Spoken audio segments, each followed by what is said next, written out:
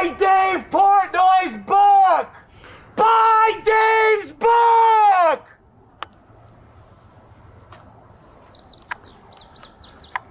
Sit down.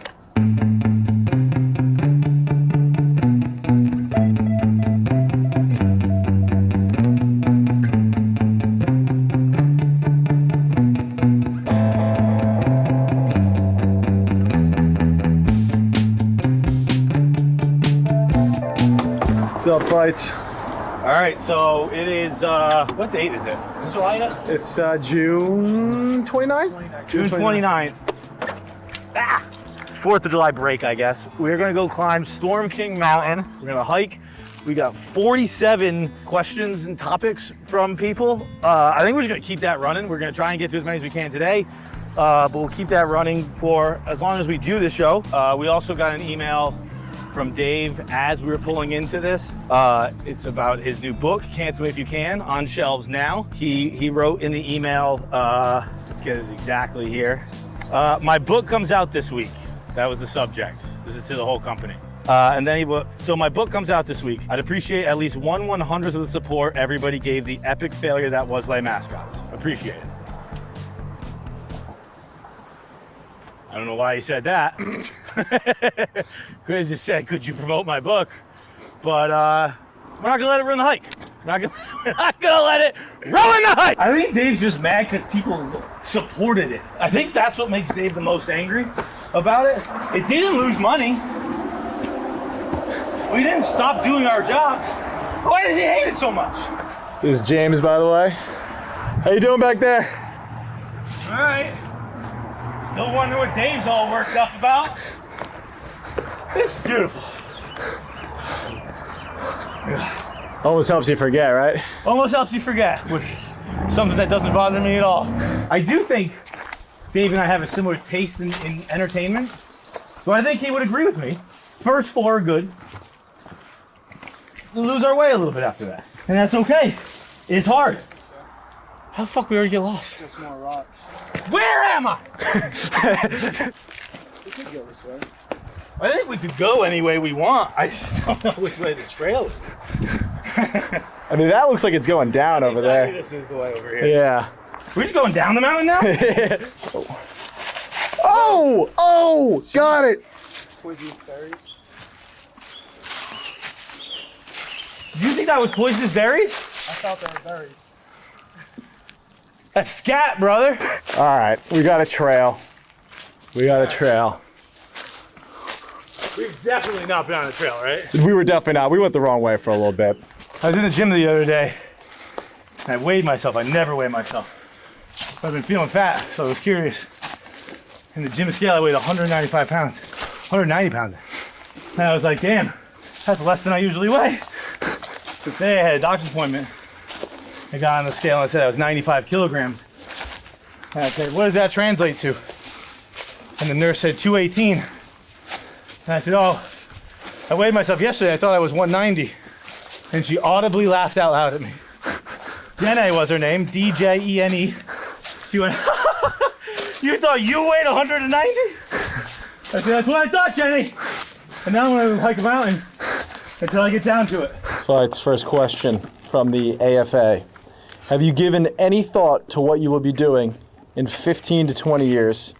Can you still expect to be doing content in your 50s and 60s? That's a deep question. No, absolutely not. I haven't thought about anything.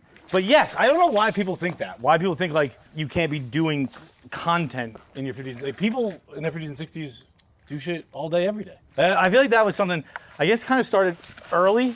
I remember Dave was like in his like 30s, I think, being like, I'm almost out. I can't do this forever. But like, people are on television and on radio shows and on all kinds of shows their whole life. I don't know why people view internet content any differently. Yeah, old people, you probably should be changing the kind of content you're making. Oh man, I gotta hit something. What movie do you think you watched as a kid that had the biggest influence on your personality? Oof. So, from when I was like 16, maybe even younger than that, 14 or something like that, the answer would be Van Wilder. I wanted to be Van Wilder more than anything in the whole world.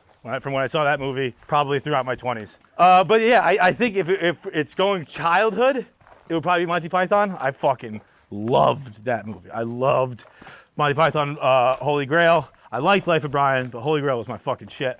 But I also I can't see how that like directly impacted my personality.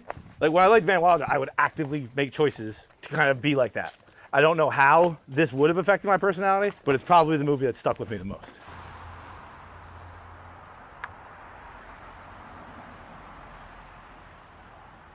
Not bad. Pretty good. That was pretty impressive. That was pretty That good. was impressive.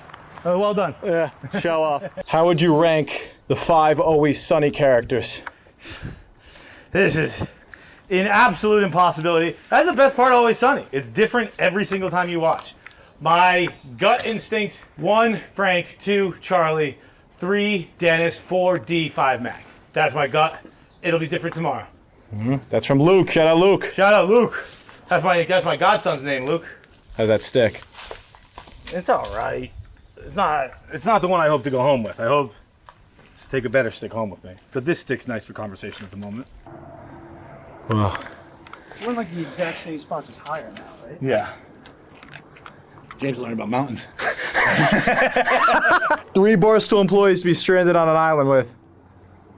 3 Barstool employees be stranded on an island with. Chef Donnie. He can cook. I feel like he can hunt. Shit like that. Eddie came to mind. Pop Ed, I was just with Ed the other day. He's great. None of us have any skills is the problem. Like once I got Donnie, that's basically everyone here who has skills, right? Sydney Wells. And then that's everyone who has skills. We got Donnie to cook, Sydney to hunt, me and Eddie for chop. That's cool, that fucking baseball field down there, huh? That's one of the coolest things in America, is flying over shit and seeing the baseball fields. And you're like, what a fucking cool field that is. That's a great one down there. Look at this eagle, dude. I'm just guessing it's an eagle. It could be any type of bird, but it's big. Is it? Finally fucking made it. Hang on. Ooh. Yeah, That's it, right? it doesn't get any higher than here. We're gonna have to deliver a message to the Hudson Valley. Buy Dave Portnoy's book! Buy Dave's book! All right, we've made it. We've made it to the top of Storm King Mountain. And then we climbed down a little bit for a better visual. The top, there's not much to see but sky, because that's the top of the mountain. But we'll do questions. Pavs, what do we got? What color would you assign to the days of the week? My coworker thinks Mondays are red, and I disagree. Buddy, red was the first for Monday. Code red to me, or just the color red, feels like it's time to lock in. It's time to fucking bear down and deal with our shit. And that's Monday. Monday's a red day. Tuesday would be orange, because you kind of started to handle it. Wednesday's yellow. This is pretty easy now that we're doing it, isn't it? Thursday is gray, because it's a gray area. You could go fucking crazy. It could be the weekend, or it could be you got a big day tomorrow. Friday is green. Go for green. Have all the drinks you want. Saturday is purple. I don't know why I thought, I was trying to think of shampoo, what color represents shampoo, and for some reason I thought of purple. So I was thinking like shampoo beers. Like Saturdays, you just go, like it just happens again. Friday happens again. And then Sunday would be black. Sunday's just nothing. Sunday's empty. It's a void, an abyss. I think that was pretty good. That was perfect. What's the next question? Okay, before we get to our next question, we're just gonna talk to our friends from Monarch real quick. Now, what Monarch is the personal finance app that lets you track everything, okay? Accounts, savings, investments, all that stuff Monarch has for you. And you can get it for your first year at half off. That's $50, half off, $50 with code FIGHTS, okay? Now, what Monarch does, that everything else what they do is they tell you what you've already spent. That's not helpful. I've already spent it, okay? What Monarch does is it helps you plan things, helps you map out future spending. Monarch is what you need. Monarch has an AI assistant that will tell you, you can ask it questions like, hey, can I afford this vacation without dipping into my savings? You don't even have to do the math yourself. The AI assistant will just tell you yes or no. Yep, you can afford this. No, you can't. Okay, Monarch also has the bill split, Monarch's bill split, where you just take a picture of the bill and then everyone selects what they got. Easy peasy, no awkward texts, no weird conversations about, hey, you still owe me from last week. It's easy with Monarch. Everything is easy with Monarch, okay? So what you're gonna wanna do is go to monarch.com. You can get 50% off your first year for $50, 50% off, a lot of 50s, 50% off, $50 for your first year with code FIGHTS, F-E-I-T-S. Go get Monarch, and thank you to them for sponsoring the show. This one's from Barbara. Babs. My aunt was named Babs. Your aunt's name, Babs? Well, she's dead. Sorry. Hey, Fights. I'm Barbara from Rio de Janeiro, Brazil. I was a huge KFC radio fan for about 3 years. It's kind of crazy that a podcast from New York became part of my weekly routine all the way down here in Brazil. Thanks for all the laughs over the years. My question is, what's one movie or TV show that had an incredible idea but didn't quite live up to its potential? And if got a second chance, what would you change? The script, the director, the cast, or maybe even just one specific character? Oh shit, what a good question this is. Fuck me. Oh, first of all, Barbara, I love you from Rio. You're amazing, and thank you for saying nice things about KS Radio. And that was the craziest thing about ending the show is the amount of people who reached out or just came to us in the streets of being like, yo, that helped a lot. It sounds silly. It sounds like, I'm sure someone listening to it and like hearing us say that, you probably like roll your eyes and you're like, fucking a podcast help somebody. I understand it sounds silly. The things that have helped me are very silly too. As for the question, what came to mind first of all is Designated Survivor, because I love that show and it really falls off quick. It's an incredible concept. State of the Union gets bombed. American government is wiped out. The Designated Survivor becomes president. Unbelievable concept. That I think really did do good for the first season. Yeah, first season was good. The second one's bad. The third one is atrocious. I don't really know that I would change the writing in that. I don't know about the direction much. I thought Kiefer Sutherland he was fantastic as the president. It got very, very Libby and very storylines that were just, I don't know, like just a little too much. It was just a little too soft, I guess would be the word I would say. I can't tell if this is a nightmare view for the viewers. Like just my fucking balls squished between my legs. Don't worry, it's not comfortable either, so it's not staying around for too long. I'm clearly very uncomfortable. Move somewhere else. I'm like, I don't know, is this a comfy way to record the podcast? Next question. John, my man, massive fan, and thank you for the endless laughs over the years. It's no secret you used to hit the bottle and get up to all manners of debauchery. Just how hard did you use Debauchery, huh, Pat? Debauchery, right? Is that Debauchery. Is it not debauchery? I was gonna let you skate on it. Debauchery? Debauchery. I've yeah. been saying debauchery. Just how hard did you used to hit the bottle and how frequently were you doing a little bit of toots as well? If you know what I'm saying. If you have any good stories about that, you can share. I'd love to hear it. If not, I get it. It's none of my business. Anyways, keep on crushing it. It's, the answer's a lot. The answer is, I would say I drank enough to qualify as an alcoholic. I don't think I am, but I certainly qualify. I never had like the urge or like the fucking like I need a drink kind of deal. I just like drinking. I don't think of myself as I was out of control, but I was in control too. I think drinking is the greatest thing to ever exist. I think drinking is like the most important thing in the history of our culture. It is a masterpiece in fun. I think it is as important to the social growth of a person as like T-ball is. First of all, you make friends, you make enemies, you learn how to deal with people, you learn how to deal with your own fucking shit when you gotta get up in the morning. It is the absolute fucking best thing in the world. It's a bummer I can't do it anymore. I guess we could tell the Bert story. I haven't told that one in a while. Yeah, do the Bert one. You want to do the Bert one? Yeah. See, this is a funny story because like I've told this story a million times. So some people, they'd be like, yeah, we've heard it 10,000 times, but some people haven't heard it, so whatever. We did the Bert thing. We went to Amsterdam with Bert in like 2021, I think. 2022 maybe, where Bert called us and he says, you have 24 hours to get to Amsterdam. We went over to Amsterdam, we partied, we had a bunch of fun, all that good shit, ate mushrooms, did drinking, the whole shebang. But one night we went to this bar called the Banana Bar. It is the strip club, hostess club, whatever, in the red light district in Amsterdam. We have a very special setup that Bert has taken care of for us where we have like kind of a half table like this, right? Like there's a stripper pole on it. It's like a private table, I guess. Stripper pole on it, half little fucking booth right there. We all have individual seats, about 8 of us. 8 seats. We are told there's going to be a smorgasbord of women passing in and out, doing their own tricks, having their own fun with us, whatever. First woman comes out, and this was the worst one. This chick, she had nice, great titties, okay? And she comes around to all of us and just lets us play with them, which sounds silly to be complaining about, I admit. But when she gets to you, and it's you and your 8 friends, and it's just kind of like, kind of just sitting there, like, I don't know, like, what do you do with a titty? You know what I mean? Like, I don't know what to do with a titty that I'm about to have sex with, let alone a titty that's just kind of presented to me, you know? So we're kind of just rubbing it, touching it, doing the thing, and then you're like, okay, I'm done. Slide on down to the next friend, and he'll rub it and touch it. Next woman comes out, and she has a pen and a postcard. She goes, we're gonna send a postcard to somebody, I'll help you write it. Fantastic. We decide we're gonna send a postcard to Glennie Balls. We say, can you write, Glennie, wish you were here? She says, sure. But she doesn't write it with her hand. No, my friends. She sticks this Sharpie inside of her vagina, felt tip out, and then she squats in such a position where she's writing like this, okay? She got better hips than me. If I wasn't right here, I would have bet that it was fake somehow. It was I don't know, magic, smoke and mirrors, the whole thing. I was watching it, ladies and gentlemen, and the penmanship was fucking perfect. Really, really great penmanship. Finally, the woman comes out, and it's my turn. She goes, you, bend over. So I bent over the table. It was something like this, probably. No questions asked. I'm easy peasy. I just bent over. She goes, give me your belt. Take the belt off. Now I'm starting to go, okay, maybe things are going awry. She pulls my pants down, so I'm like this on the table, my bare ass out, and she fucking starts spanking me with my alligator leather belt. This is a thick belt, ladies and gentlemen. It hurts. I'm pulling up going, ah, ah, ah. And I'm back down. I'm back into position. She hits me again.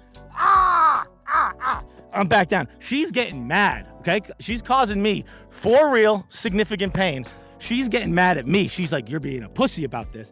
So she keeps hitting me. Folks, I'm telling you, when she's cocking back the whole way, the full back, people are going, stop, slow down. But she's so angry at me that I'm kind of ruining her show, I guess. That's what she does. She takes off the high heels she was wearing, and she shoved it in my ass.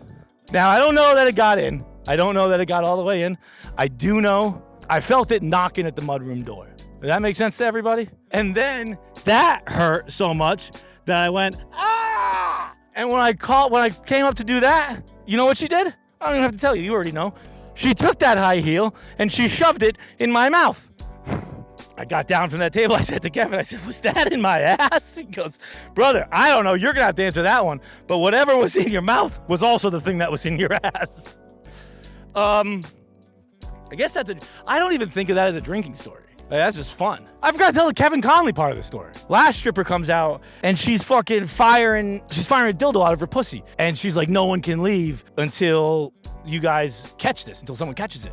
But we're all drunk. No one's catching it. To be honest, not great throws coming from her pussy either. Kevin Conley texts me and he's like, yo, I heard you're in Amsterdam. Where are you guys? I tell him. Kevin Conley shows up, fresh from set where he was doing a movie where he was playing Jesus Christ, I believe. And he, first try, like fucking King Arthur and Sword in the Stone, just reaches up, grabs it, sticks it down his shirt like a sheath, like he's like resheathing his sword. And as soon as he does it, you see all the lube down his shirt. I feel like the only thing alcohol really helped me with was staying out late. I don't think it helped me doing stupid things. Just helped me stay awake. That was probably the cocaine. Okay, I think that's our first episode. I gotta be honest, I feel better about this than I've ever felt about How Did We Get Here. I think the thing that was hard for me with How Did We Get Here, I'm very much like, I'm a dancing monkey. I'm a dancing clown. I'm a jester. I need to see that people give a shit about what I'm saying. And when Paz and James would be so far away, I'd be like, I am just talking to nobody here. And I don't think that's the best way for me to put on the best kind of show that I can do. I need feedback. I'm a sensitive loser who needs feedback. So when Paz and James laugh at things, I go, I got them. And I can keep going on that. So I think that this setup is a lot better. But also, as much as Paz and James being here has helped, I think the biggest help has been the questions and the topics and the comments from people, because this is very much a group effort. I really want to do the best I can, and we're trying. This, I think, has been a great departure from what we usually do. But I think that might be just because I'm flying high.